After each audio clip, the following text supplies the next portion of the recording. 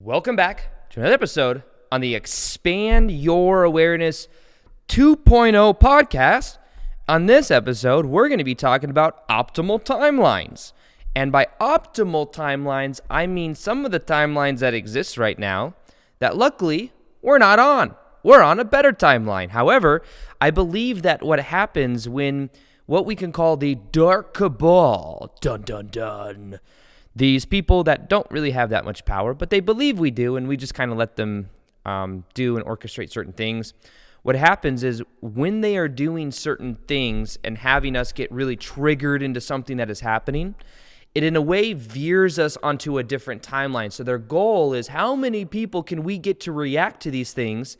And if we can get a lot of people to react, and we can kind of merge the collective consciousness into a different direction. So it's this understanding of these different timelines that exist. There are more optimal timelines than other. There are some that are much more smooth transitions.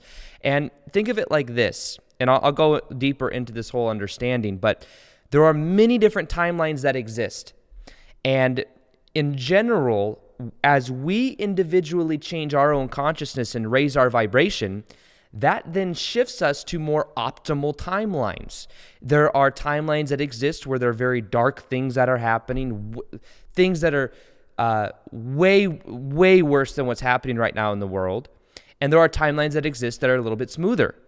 And what we're doing as we go through this process of transformation, because it is a time of transformation on the planet, we have the ability to shift to more optimal timelines where it's a more smooth transition, or we can choose the reactive mind and we can really get involved and it can bring us into that lower vibrational timelines. So this really is up to us. And in this episode, I want to talk about how you can raise your vibration to the most optimal timeline, and just share a little bit more about this process of how I think about it, and really what you can do just to do and to change your energy to get into that high vibrational state of the best optimal timeline. So first off, let's kind of, I have a little bit of a piece of paper thing that I'm looking at right now if you're listening to this on the podcast. But in general, you've probably seen my scale of consciousness before. And it's not my scale of consciousness, by the way. It's from the book Power versus Force. And I use it quite a bit in my videos because it makes understanding vibration very practical. And it's something that once you kind of learn the scale too, it shows that it helps you to raise your own vibration because it gives you kind of like a step-by-step playbook as to how to get to the top level. And what I'm going to be sharing with you in this episode is not just how we can collectively shift our timeline, but how you can individually also raise your vibration. Because I've been through this process and coming out on the other side of it, and it's always a process as well. It's not like I figured it all out and everything, and I've never have to raise my vibe again. But there's definitely different layers to it. But in general, back in 2012, when I went through my awakening, my vibration completely changed. And that's what some people call a spiritual awakening. You start to become aware that there's more to this reality than just the physical ego avatar structure. And then you start to realize that you're an eternal spiritual being having a temporary human experience. And you also start to question a lot of things. I started to question the way the government was. I questioned why I was understanding this stuff, and I didn't learn it in school, and a lot of family members and friends thought I was crazy for thinking about it. And I realized that there's a certain level of conditioning there that keeps people from, in a way, waking up. It's kind of like the movie The Matrix, to be honest with you. Think of the movie The Matrix with Neo. When he starts to go through his awakening and he gets offered to take the blue pill or the red pill, and Morpheus offers it to him, and he can either take the blue pill, go back into the Matrix, be asleep, work the boring 9-to-5 job that he doesn't care about, or he can take the red pill. The red pill is going to show him the truth about reality. The red pill is going to take him on an adventure. It's going to help him learn more and more about who he is. And it's going to go through a process of transformation. One could be easier than the other. The blue pill could be easier because it's like, hey, it's comfortable. Even though it's not that exciting, even though it's an illusion, it's comfortable. And then the red pill, though, is more about waking up and understanding who you really are, what your full potential is. And I don't mean this politically. I made a post recently on Instagram talking about take the red pill was what the caption said. And I got so many DMs from people like, I can't believe you said take the red pill. I can't believe it. And I was like, man, I meant it like the movie with Neo and Morpheus. And people are like, it means something else. It means something else. So I mean it in the form of the movie The Matrix. Let me just say that now before things get kind of crazy. So when you start going through an awakening, though, that's kind of what happens when you start raising your vibration in general. Because the things that you used to be excited about, I used to be excited about smoking weed, playing basketball and smoking weed outside. And I still like playing basketball. But back in the day, I would smoke. I'd have friends come over to my house. We would smoke. We'd play basketball outside till sometimes 2 or 3 in the morning. We'd eat a lot of food, and it was actually a lot of fun back in the day. But then I started going through my awakening, and all of a sudden, I want to like meditate. Sounds kind of boring. I wanted to meditate. I was learning about mantras. I was learning about the mystical sides of life. I went through a very powerful transformation, and I started to judge myself in many ways. I started becoming aware of a lot of the belief patterns I had. And belief pattern sounds kind of like, what is that? It's really just becoming aware of the stories you tell yourself, the stories you have about money, the stories you have about love, the stories you have about people, the stories you have about how you show up in life, whether you could do your passion or not. Those are all stories. They're all beliefs. And once you become aware of them, you start to take your power back. Now, just in the same way as we individually have stories that are controlling our life experience, we also collectively have stories that are controlling our life experience. And right now, there's a certain story that has been narrated for a long period of time. There are, and some of it, a lot of people are just unaware of. When we talk about the elite are a group of people that understand that if they can control the psychology of a mass amount of people, they can keep people from remembering who they are, and they can keep people giving up their rights, giving up their power, and they can then keep people controlled. And these people know that. And what's happening right now on the planet is so many people are waking up that it's like that power is just literally falling away from them. So what they're doing is every little desperate attempt they can to pull these cards out of the back of their pocket, they're trying to use these different cards because it's not working. And the funny thing, it's not funny, but well, in a way, it's a positive thing. It's waking up so many people.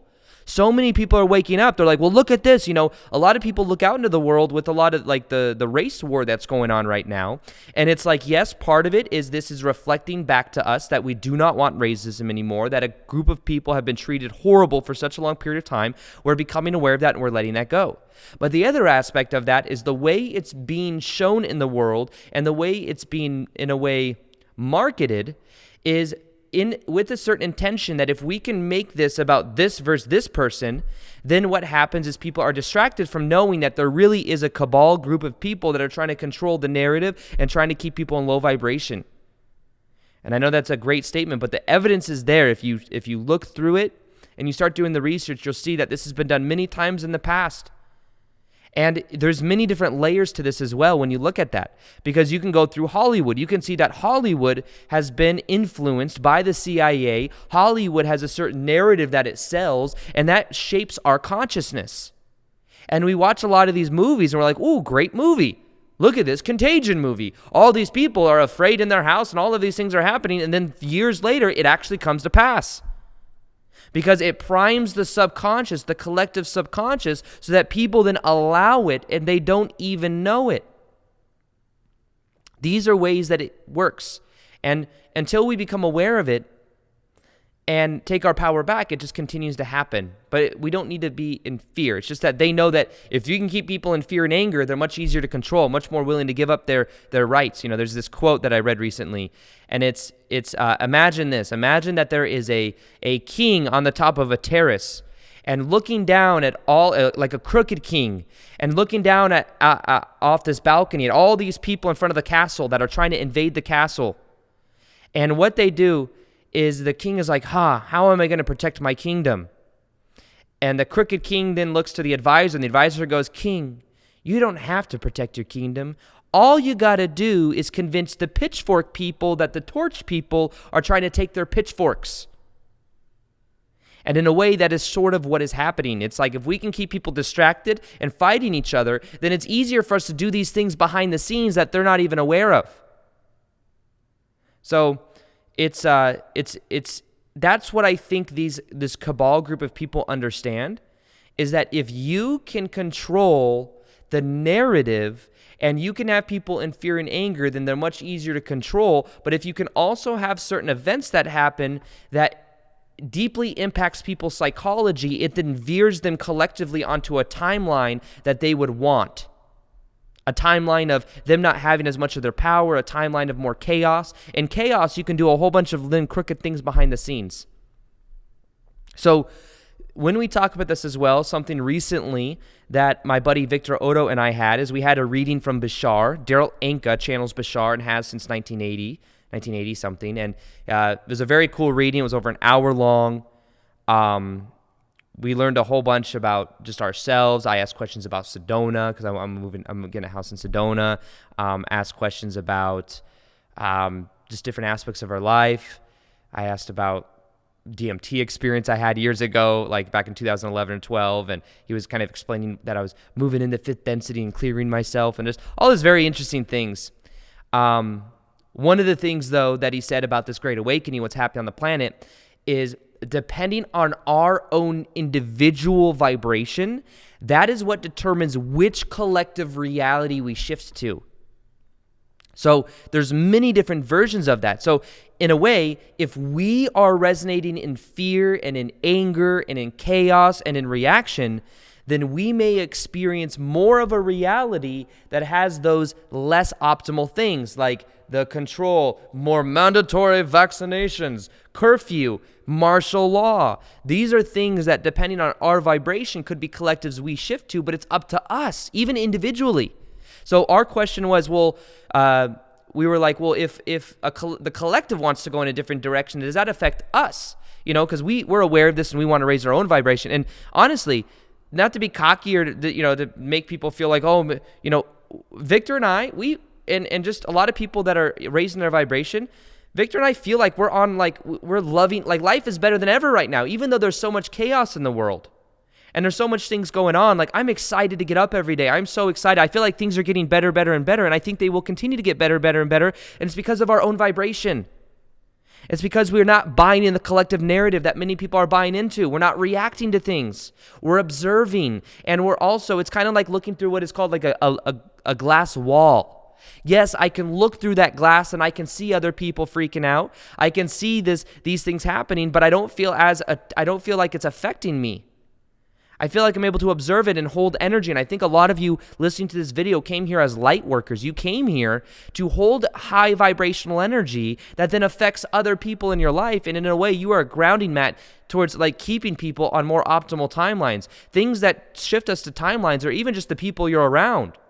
The people you're around, and this isn't to be fear, like you raise your own vibration. The only way your vibration lowers when you're around other people is if you continue to say yes and be around them even though they're lowering your vibe, or you choose to lower your vibration based on that excuse. I used to work that 9-to-5 job, and I'd work with people that sometimes would drain my energy. But I realized one day that definition of draining energy meant that I was allowing them to drain my energy. I let go of that belief, and then what I did is I started to just be I started to be the star of my own movie, and then they didn't have as much power over me at all. It was a choice. Why would we be choosing to lower our vibe? Or I would be choosing if it's like, well, every time I'm around this person, I feel this way, where we're choosing to be around them. So this is about awareness. Now, in general, though, the key to this process is raising your own individual vibration. And one of the best things you do first off, to do this is in the lower vibrational states, we have anger, fear, which is where I was for a long period of time. Most of my life, I was kind of suppressing it. I was like the Hello Kitty and Lego movie that was like super happy all the time, but there was like this underlaying almost like this underlaying unprocessed emotion.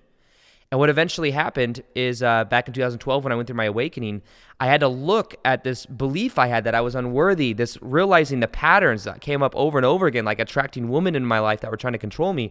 And eventually what I did is I had to look at these past reference experiences that caused me to be anger and in fear and in these emotions. And I realized it stemmed from experiences with my ex-stepmom, who was very emotionally, mentally, and physically abusive.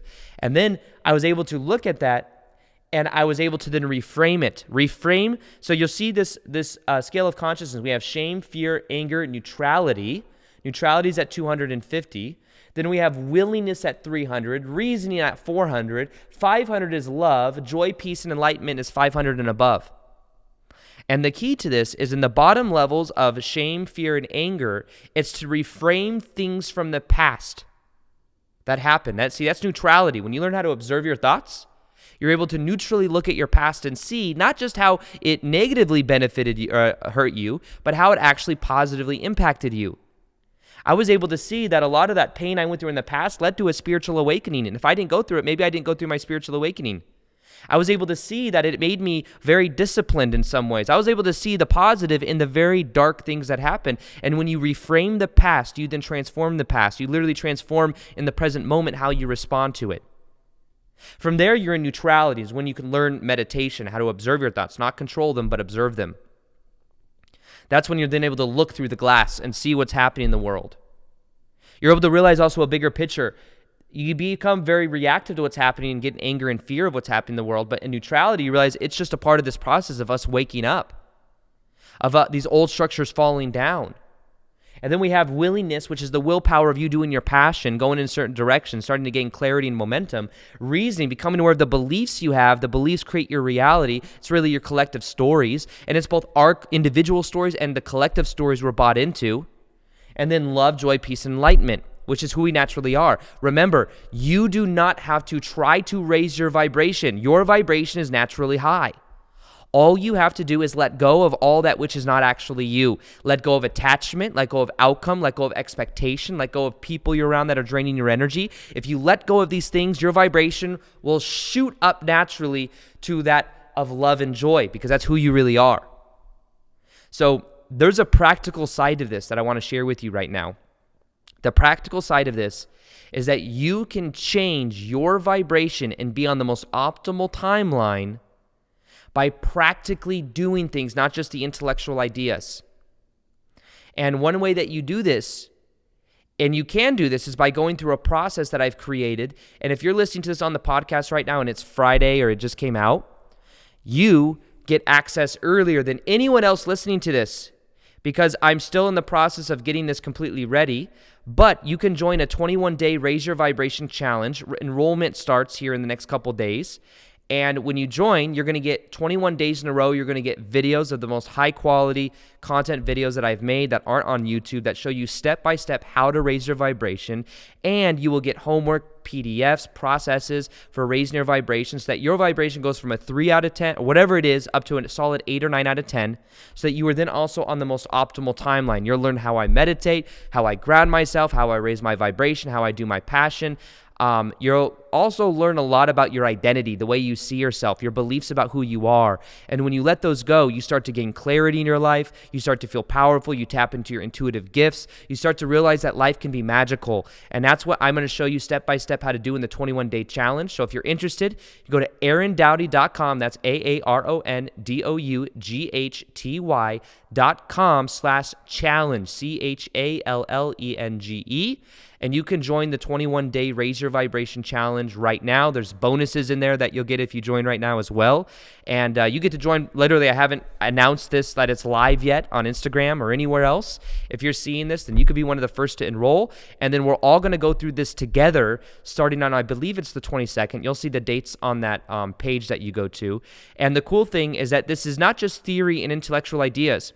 You will also be accountable and post photos of you doing certain things if you feel called to. It's not required, but and to do the PDFs and stuff like that. This is going to help you to change your identity, to then change your life, to then raise your vibration to a higher level. This is practical stuff. Holding accountable. This is not just theory and ideas. That's what makes it very different from the YouTube videos. But we're all going to go through it together. There's something about a group dynamic as well that really makes it more powerful. Plus, you'll be part of a high vibe tribe, and that high vibe tribe will give you motivation and be virtually, and even there'll be people all over the world. You may meet people in your city, depending on where you live, that you end up becoming very good friends with, almost like soul family. So if you want to join, you go to AaronDoughty.com/challenge, CHALLENGE, and you can join. You're going to be one of the first to enroll because you can see the bonuses there as well that you get. And it's not even actually live yet to enroll. And there's going to be like 5 or 6 days of enrolling, and then we're all going to start together. So I'm excited. You can join at that link. Other than that, this is about understanding, raising your vibration. The bottom levels are contracted and the top levels are expanded. And what you'll notice is that at the bottom levels, it's more of like a lack of ego and fear and anger. It's like feeling ungrounded. And then eventually in willingness, neutrality, you learn how to observe. And then willingness and reasoning, it's almost like you build up the ego. I went from, believing I had ADHD, having the painful past, being attached to outcome, having a belief that I was also lazy, and these negative self-images of myself. And once I let go of that, I started to then gain momentum in doing what I was passionate about, like making daily videos on YouTube. And once I started going for that and started developing momentum, my life started to take on a very powerful energy. And then from there, I then started to become aware of the reasoning, the intellect of my mind, of the beliefs I had. I let those go, and I started to be more in love and joy and feel better majority of the time. And that's why this also, that thing I talk about, it's really 21 days of letting go of the old stories, the old identity, 21 days of letting go of attachment to outcome, to people, and old relationship. That's what it'll help you to do with step-by-step practical ways of going about that. So, and remember, we are both individually going through this, and collectively, there is you could say that the fear, anger is more of a 3D timeline. And then when you're in joy, reasoning, love, joy, you're more in 4 to 5D level of consciousness. We're taking our power back. We're becoming more aware of what we are capable of collectively. When we did a meditation like that 4-4 meditation on April 4th, that was the opposite of what the cabal is trying to do. The cabal is trying to get people and trying to get things to where people are very reactive and people give up their power and they're distracted. And if they can harness the attention of millions of people with that psychology, they can then shift people to that timeline. They understand timelines, by the way, as well. I believe that the cabal understands timelines because they've had different technology before that whistleblowers have talked about where that allowed them, I believe it was called, it's funny, I have on this board looking glass written down. What I mean is looking through glass to see these different parallel realities, to see and not react. But also there was something called Project Looking Glass where I believe they were able, I think that was the right government experiment they were doing, but they could literally peer into alternate realities. And what they would then do is they would then see which timeline they wanted to go to or didn't want to go to, and they would then influence reality and kind of come into this reality and influence it to get to that timeline. So in a way, that's one way that they do, and then mold the psychology of the masses, and doing that with Hollywood and many other ways. However, the way that we individually do this is we come together with meditation. We do group meditation. We did that on 4/4, April 4th. We had over 1 million people all over the world doing this meditation. So many different groups, so many different YouTubers doing this meditation. It connected us all together, and I believe that shifted us to a more optimal timeline. So when it comes to these timelines, we can come together, create unity. The opposite of that is the cabal trying to keep people in fear and in anger, keep people from remembering who they are, and also keep people distracted. That keeps people in chaos and anger and fear, which then people are much easier to control. It's much easier to tell people, oh, these are mandatory vaccines. There's a curfew. There's martial law. People are going to be more open to it if they're more controllable because they're more in fear and anger and because they crave certainty. If people crave certainty, that's one way. Oh, the government can then give certainty. And that's one way that it works. Now, when we do things like meditation and we collectively raise our vibration like we did on April 4th, we then are doing our own way of shifting us to a higher level of consciousness, a more optimal timeline. That's what we can begin to do, is to take our power back and to observe this circus show that is happening from a neutral place. Observe it. It is neutral. It is coming up for us to realize, even if it's coming up because we're realizing that the elite cabal, whatever we want to call it, we don't prefer to give our power over anymore, we don't prefer to be in the dark, then it is serving its purpose, even though it's happening in a very dark and a very unfortunate way. The other aspect of this, though, is some of the things that are happening, especially when it comes to the racism, it's bringing up these things for us to be aware of so that we can then decide we don't want this anymore. This is outdated. We want to let this go. This was never in fashion to begin with. And then what we do is we let it go, and then we're able to transform from the inside out. So the most optimal timeline, what does that look like? I believe it looks like a much more smooth transition. The most optimal timeline I can imagine is where these elite in the cabal, these people that have been controlling the psychology of millions of people for such a long period of time, they don't have power anymore.